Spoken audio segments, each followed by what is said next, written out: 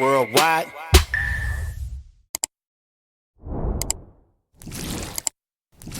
Good morning, good afternoon, good evening. I go by the name of Caesar, aka Mr. Sneak Around, and you're tuned in to yet another installment of Apparently This Happened. First and foremost, how you guys feeling? How you doing today? I'm hoping you're having a blessed day. And if your day's not going too well, it will get better. Alright? Just know that there's somebody in the world going through it worse than you. And with that being said, it'll get better. I've had rough days before. I've had a rough couple days before. I've had a rough month, a rough year. You know what I'm saying, man? As long as you persevere, you'll get over it. Alright? And I'm saying this because I genuinely care. Now, with that being said, today we are here with TMZ. I kind of, I trust what Harvey Levin has to say when it comes to anything legal because he has great experience and he has great foresight. Today we're exposing the Diddy trial, winners versus losers, according to TMZ. And as we always do, proper etiquette, smash the like button. Forgot to subscribe, pardon me, Harvey, if you're watching this, if you happen to watch this. But we're going to get this commercial out of the way first. Lawyer right, Mark Agnifilo went in hard on Cassie and on Jane, and it was dramatic, and the jury received it as such. They were riveted. Mark Agnifilo put on a one-man show. He was animated. Mark Agnifilo, according to what I've understood so far with all the closing statements, because this right here, what we're about to hear is about the closing statements. And from what I'm understanding, he was not playing around, man. He even had certain references, man, that had people, or the jurors specifically, like, whoa, So let's just hear about this. I just wanted to give you guys a breakdown because when I'm watching this and I'm looking at this, I'm looking at it no different from you. So you and I are going to watch this together, man, and just hear exactly what's popping off. He was angry, he was theatrical, and he said that this is a case of prosecutors wanting to go into your bedroom. This is the way he put it. This is not me talking. This is me telling you what Mark Agnifilo said. Okay. He's saying to the jury, they're going into your bedroom, meaning you're next. That's what this case is about. He mocked prosecutors, saying that this was a case about baby oil and Astroglide, which has nothing to do with crimes, and that this is a case where the jury couldn't get Diddy on his taxes, couldn't get him on any business issues, so they went into his bedroom and got him because they didn't like the way he was having sex. So, would you agree? Because let's face it, right? Some of the things that we found out about Diddy, if you were a Diddy fan, still are a Diddy fan, it was kind of surprising how he conducts himself in the bedroom, his preferences, etc., right? But at the end of the day, let's keep it real. It's a violation nowadays to have any type of say about people's preferences and what they do, right?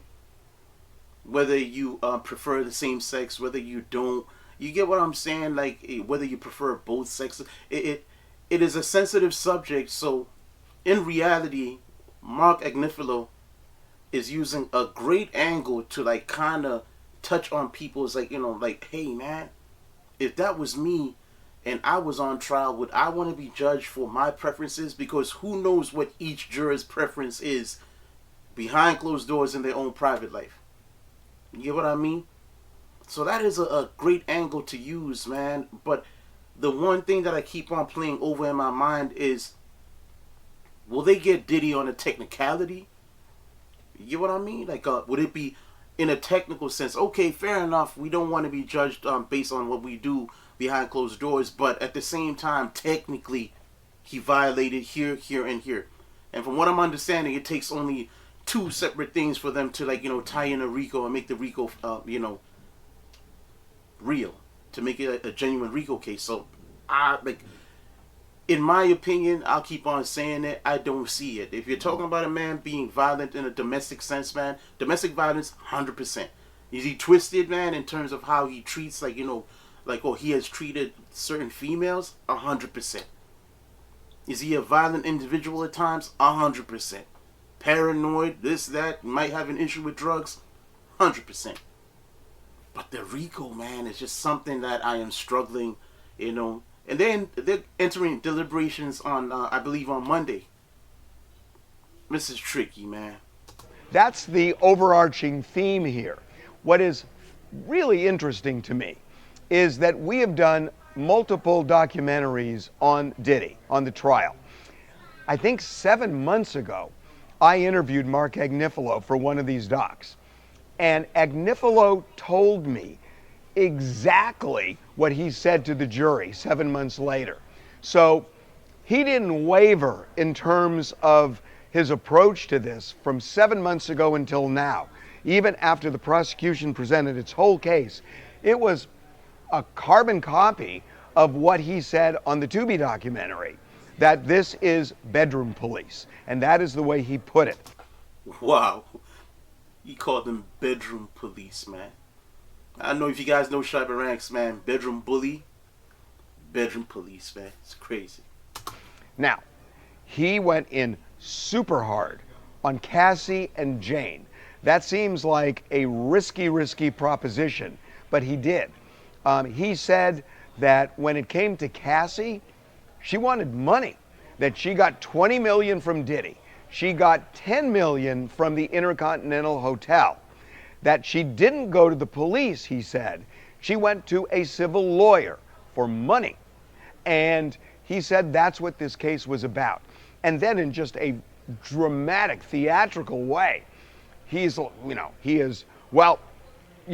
Cassie won this, that she's the winner. She got $30 million. Diddy's the loser. He went to jail. So, ladies and gentlemen, he said, this is the modern day love story. So he was just mocking all of this. What's your opinion, right? If you've been following this diligently, or even hearsay, or even seeing a summary of it, right? Based on what Jane Doe said, based on what Cassie said, the similarities in their cases exposing the fact that Diddy has certain preferences, right? In reality, would you say that them kind of adhering and providing him with the request that he had, and appeasing his requests, would you say that it was a transactional type of thing? You do for me, I do for you. You do this thing and handle my kinks, and I'll provide you a comfier lifestyle and all the benefits that comes with it, being with a man of my standard. What do you think? I don't know. That he didn't gingerly talk about the various things that allegedly happened. He was just bullish to a point, and this is where it's going to shock you if you didn't know this. He said Cassie wanted to be urinated on, that she wanted it, that this was not anybody forcing it. This was Cassie wanting to be urinated on. Wow. Now you got to remember, when Cassie testified, she was 9 months pregnant. And wow, you're kind of playing with fire when the image the jury might have is of this woman 9 months pregnant. On the other hand, the jury saw some freak-off videos. So even though the image they had of her on the stand was just anathema to what Mark Agnifilo was describing, they saw the freak-off video. So in a way, the freak-off videos benefit the defense here because they could see Cassie engaged in these various sexual acts. So it's not impossible to imagine and juxtapose when you're looking at a pregnant woman on the stand. So yeah. This is serious business, man. Because it's absolutely true. Because when Tory tried to bring his son and ASAP had Rihanna bring their kid and whatnot into the courtroom, a lot of people were looking at it like, oh, you're trying to touch at people's heartstrings. You're trying to, really pluck at people's heartstrings and all that, right? But she genuinely came in pregnant. So, of course, who's going to be rough or talk about a pregnant woman in the roughest, tone or texture of conversation? But now with the freak off tapes that were shown to the jury, even if they see her as they see her, they look at her, and if she resembled any type of participation in those videos and did not look at any time like she did not want to be there and she was happily involved, coupled with the fact that some of the meetings and whatnot were orchestrated by her, as a person, like for myself, pretending that I'm in the jury and I know this information, it makes it really tricky, man. Coupled with the 30 million that she received, 10 from the Intercontinental, 20 from Diddy, it just makes it look like she's enterprising and she felt bitter. Because there's a little bit of a theme when it comes to, did some of these ladies feel some type of way because they see how he was treating Young Miami, and Young Miami wasn't going for anything of that nature? She wasn't going for it. But she was getting all the perks and getting the respect and getting a podcast on the platform, on the Revolt platform and all that. Is that what made them kind of look at this different? And decide, you know what? Or was it revenge for the abuse aspect of everything that took place? Wanting to get him back for the abuse. Not necessarily trafficking. Not necessarily all the definitions of a RICO that they're trying to tie him down with. But just because they felt some type of way about the abuse. Because abuse, RICO. Domestic violence, RICO. It's two separate things, man. And right now he's on trial for a RICO. I'm trying to wrap my head around this, man. So he went in hard on her, and he went in hard on Jane. He said, Jane has a great life. Have a good life, Jane, he said. He said she's living in a $10,000 a month apartment that Diddy is paying for. So what he's essentially saying is he's still paying for it. During the trial, with everything going on, she still lives in the same place and Diddy's paying for it. Isn't that a trip? Isn't that... I don't know, man. Like, I'm not trying to sound biased. I've already stated my opinion, and it's not because I favor the man. It's not because I'm a fan of the man. It's just based on the information that I'm hearing. This whole case is strange, man. This was transactional. That these women did these various things because they were getting something back. That's what I was thinking. And not only that, at least in terms of Cassie, he was saying she was into these freak-offs. She enjoyed these freak-offs. So it was more than transactional. It was pleasant to her. I mean, that's essentially what he was saying. So, when you think about it, it's fascinating that the prosecution is saying that here's evidence of sex trafficking by coercion. That you look at Cassie and you look at Jane, and Diddy is paying their rent and paying for other expenses, and essentially saying, if you don't do a freak off, I'm going to pull that away from you.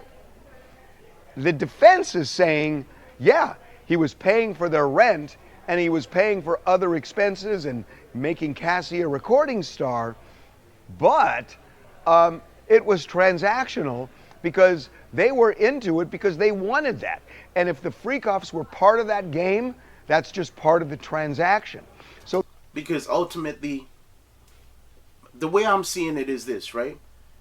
When it comes to either one of them, Jane Doe and Cassie, did your feelings and your needs and everything that you wanted from the limelight supersede what you had to give in order to get it? Because any other person would say, you know what, me doing this, and that is not worth my dignity, my this, my that, so I'm not going to do it, I'm out. It's not worth it, right? But they sat down, they looked at the pros and the cons, and, hey, you know what? I get to benefit this, and that, I'm in, right? Somewhere along the line, you go from being in to like, nah, I don't feel right about this, and rightfully so, because people can change their minds, right? But if you know that you are getting certain benefits because you're doing certain activities, once you stop doing the activities, the benefits will stop too. You get what I'm saying? So it's like, it was like a mutual understanding from what I'm understanding personally, right? And bear in mind, I was raised by a woman, surrounded by women my whole life, man. You get what I'm saying? My heart goes out to any women who suffer domestic violence or any women that are victims of trafficking or anything like that, right? But there's just something about this case that is not sitting well with me, and I just feel like, this man flew too close to the sun, man, and he started to feel like he was God himself, and the powers that be had to humiliate him and kind of bring him down a couple pegs, man, to make him realize that, hey, as powerful as you are, we're way more powerful than you. But then we're now encroaching on conspiracy theories, right? So let's leave that alone. They're taking the exact same set of facts, the prosecution and the defense, and they're using it for their purposes, and the jury's going to have to choose which one makes more sense, which is not exactly true, because again, it's a case of reasonable doubt. That if Agnifilo is able to create some reasonable doubt as to consent, as to racketeering, if he's able to create reasonable doubt, that could be persuasive. It could even win the day. What I don't see still is how he gets over the Mann Act. That if you transport a sex worker for the purpose of commercial prostitution, that's the crime.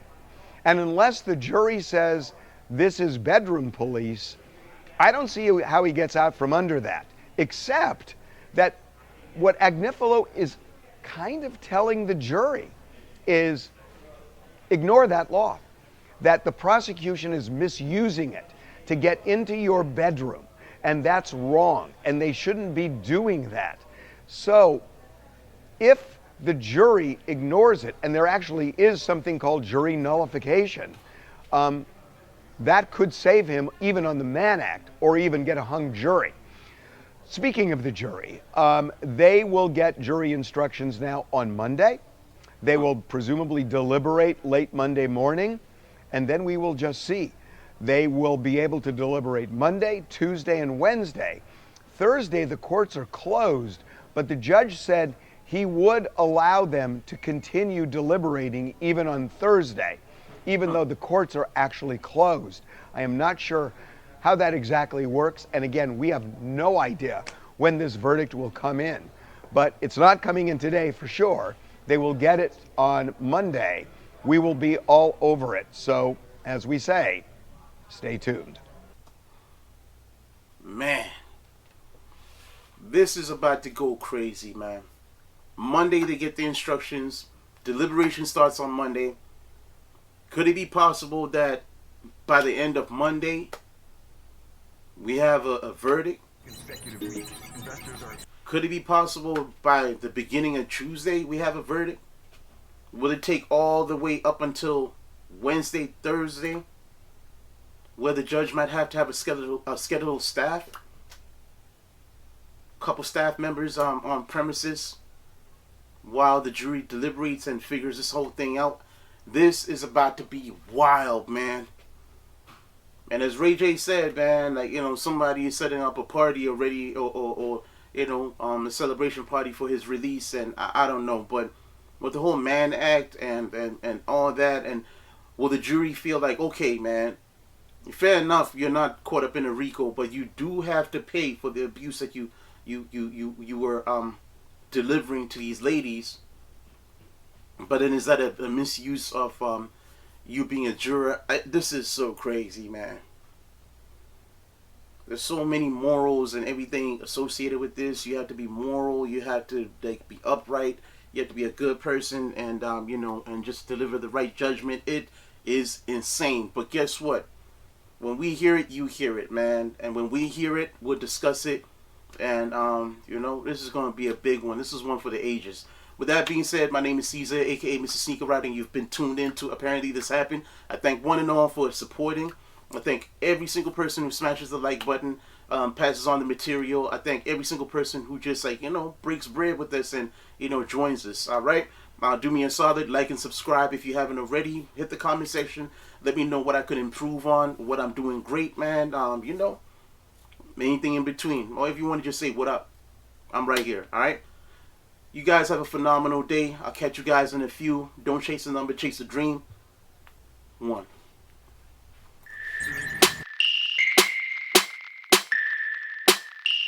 Worldwide.